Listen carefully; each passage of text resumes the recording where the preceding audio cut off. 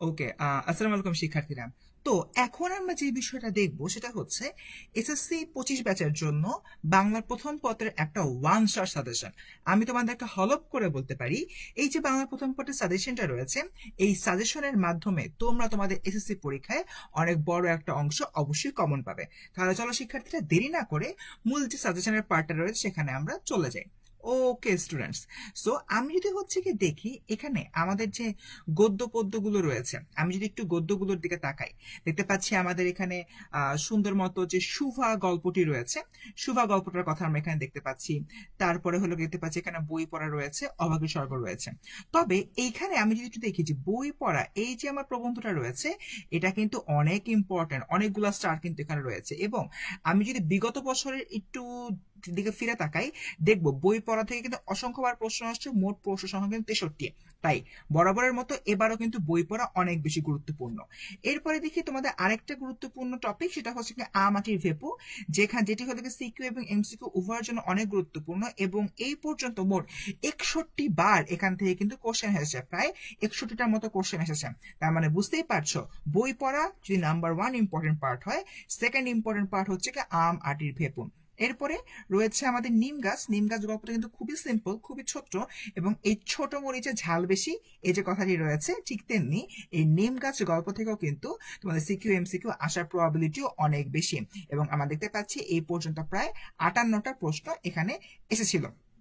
তো মোটামুটি স্টুডেন্ট আমাদের এই তো পুরাটা সাজেশন পাচ্ছই, বাট তন্মধ্যে বই পড়া, আমাটির ভেপু আর হচ্ছে নিম গাছ, এই তিনটা অনেক বেশি গুরুত্বপূর্ণ।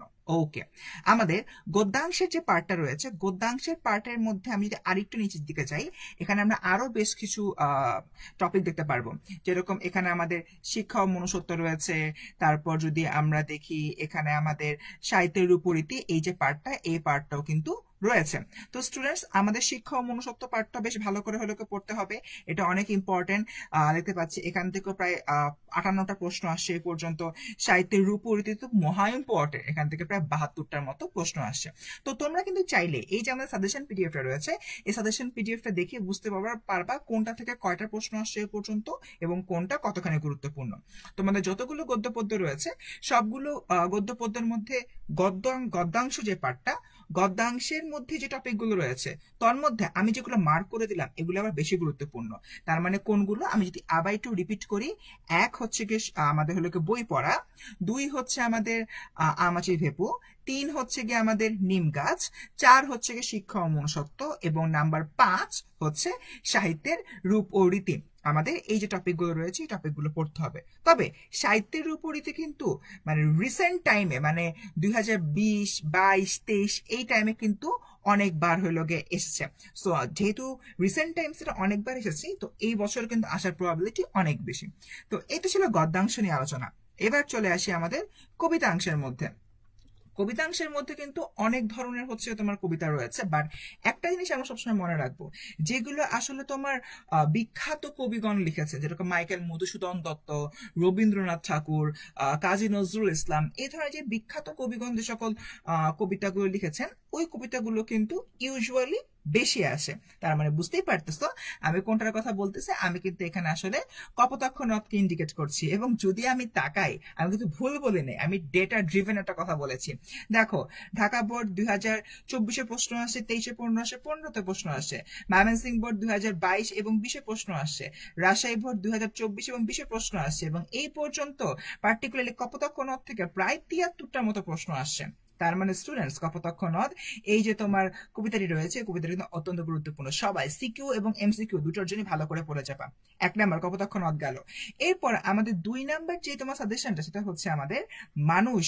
এই যে মানুষ কবিতাটি রয়েছে, দেখো এটাও কিন্তু এই পর্যন্ত 63 বার তোমাদের বিভিন্ন জায়গায় এসেছে। তার মানে মানুষ কবিতাটা বেশ ভালো করে কিন্তু আমাদের পড়াশোনা করতে হবে। এরপর যদি আমি একটু নিচের দিকে যাই, এখানে তোমার পল্লী জননী রয়েছে। পল্লী জননী এই যে কবিতাটা, এখানে তো আসলে সন্তান এবং হচ্ছে মাতার মধ্যে যে সম্পর্ক, বা সন্তান এবং মাতৃস্নেহের যে অনিবার্য আকর্ষণটা, সেই বিষয়টা নিয়ে এখানে কথাবার্তা বলা হয়। এবং এটার যদি দিকে আমরা ফিরে তাকাই, এখানে আসলে ঢাকা বোর্ড 24, 22, 20 সালে এসেছে, 17, 15 সালে এসেছে। তারপর ময়মনসিংহ বোর্ড 2024 এবং 23 সালে এসেছে। চট্টগ্রাম বোর্ড 2023 এবং 20 সালে এসেছে।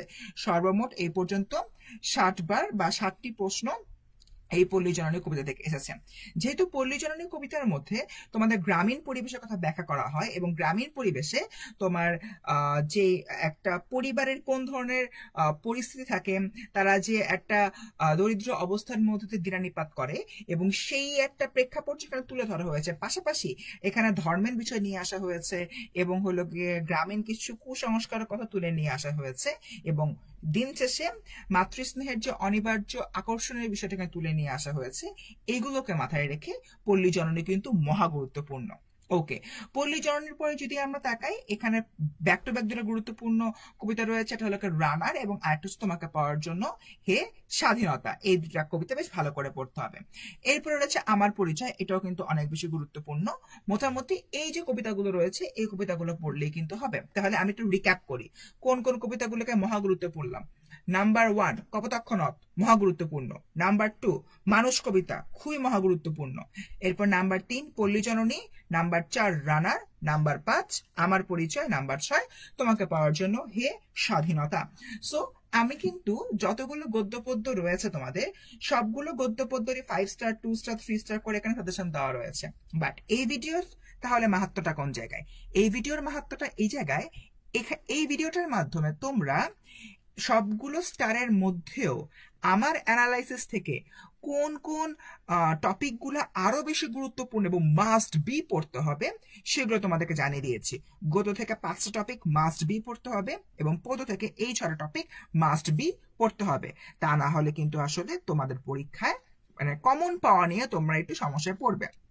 আর at the end of the day আমি যদি তাকাই কাকতাড়ুয়া আর হচ্ছে বহিপীর, এখানে কিন্তু এ পর্যন্ত কাকতাড়ুয়া থেকে 170টা প্রশ্ন এসছে এবং বহিপীর থেকে 179টা প্রশ্ন আসছে। সো আমি যদি হচ্ছে কি একটু মানে বিভিন্ন বোর্ড অ্যানালাইসিস করে এটা যদি দেখি, এটা তো অ্যাকচুয়ালি বাধ্যতামূলক অ্যান্সার দিতে হয় সিকিউতে এবং বাধ্যতামূলক সিকিউ এবং এমসিকিউতে এখান থেকে প্রশ্ন আসবে। সো এটা অ্যাকচুয়ালি সাজেশনের ঊর্ধ্বে, এটা অ্যাকচুয়ালি তোমাদের মানে আসবেই আসবে এমন একটা টপিক। সো এই দুটো টপিক তোমরা বেশ ভালো করে পড়বা। অনেকেই ফাঁকি দাও যে এত বড় জিনিস এত ভালো করে পড়তে মন চায় না, বাট আমি তোমাদেরকে বলছি যেহেতু এই দুটো জিনিস আসবেই আসবে। এবং আমি যদি বলি কাকতাড়ুয়া থেকে তোমার একটা সিকিউ, বহিপীঠ থেকে একটা সিকিউ কিন্তু তোমার অ্যান্সার করতেই হবে। তার মানে আমি যদি হলো কি চিন্তা করি এই দুটো মিলে আমার হলো 10 + 10 20 মার্ক কিন্তু রয়েছে। সো আমি জাস্ট এই দুটো জিনিস নাটক আর উপন্যাস পড়ে যখন 20 মার্ক নিশ্চিত করতে পারি, জাস্ট বিকজ অফ নাটক আর উপন্যাসের বইয়ের সাইজ অনেক বড় দেখে পড়তে ইচ্ছা করে না, এই মন মানসিকতা কিন্তু থেকে আমাদের সরে আসতে হবে, তাই না বলো? আর এর পাশাপাশি প্রত্যেক বছরই কিন্তু এই নাটক এবং উপন্যাস থেকে এমসিকিউর কথা যদি আমরা চিন্তা করি, এমসিকিউ প্রায় 4 থেকে 5টার মতো চলে আসে। সো আমাদের এই এমসিকিউর জন্য এই টপিকগুলো বেশ ভালো করে পড়তে হবে। তো স্টুডেন্টস, সো ভিডিওটা আমাদের মোটামুটি শেষ হয়ে গেল। আমি যদি তাও একটু রিক্যাপ করে বলি, মহা গুরুত্বপূর্ণ গদ্য নাম্বার 1 বই পড়া, নাম্বার 2 আমাটির ভেপু, নাম্বার 3 নিম গাছ, নাম্বার 4 শিক্ষা ও মনুষ্যত্ব, আর নাম্বার 5 সাহিত্যের রূপরীতি। এবার মহা গুরুত্বপূর্ণ কবিতা নাম্বার 1 কপোতাক্ষ নদ, নাম্বার 2 মানুষ, নাম্বার 3 পল্লী জননী, নাম্বার 4 রানার, নাম্বার 5 তোমাকে পাওয়ার জন্য স্বাধীনতা, আর নাম্বার 6 আমার পরিচয়। আর at the end of the day মহার উপরে মহা গুরুত্বপূর্ণ কাকতাড়ুয়া উপন্যাস আর বহিপীর নাটক, কারণ এখান থেকে প্রশ্ন আসবেই আসবে। তো স্টুডেন্টস, সোফার এতটুকুই। ভিডিওটা কেমন লাগলো একটু কাইন্ডলি আমাদেরকে জানিও। আর হ্যাঁ, আমি তোমাদের ফারসিম ভাই এতটুকু এনশিওর করতে পারি, তোমরা যদি এই সাজেশনটা দেখে তোমাদের পুরো পড়াশোনা শেষ করো বা পুরো বাংলার যে প্রিপারেশনটা এনশিওর করো, আমি তোমাদের ফারসিম ভাই নিশ্চিত করে বলতে পারি বাংলা প্রথম পত্রে 90-এর উপরে পাওয়াতে তোমাদের কেউ আটকাতে পারবে না। আল্লাহর উপরে ভরসা রাখো, নিজের উপরে বিশ্বাস রাখো এবং 10 মিনিট স্কুলে দেওয়া এই সাজেশন থেকে পড়াশোনা করো। আল্লাহ হাফেজ।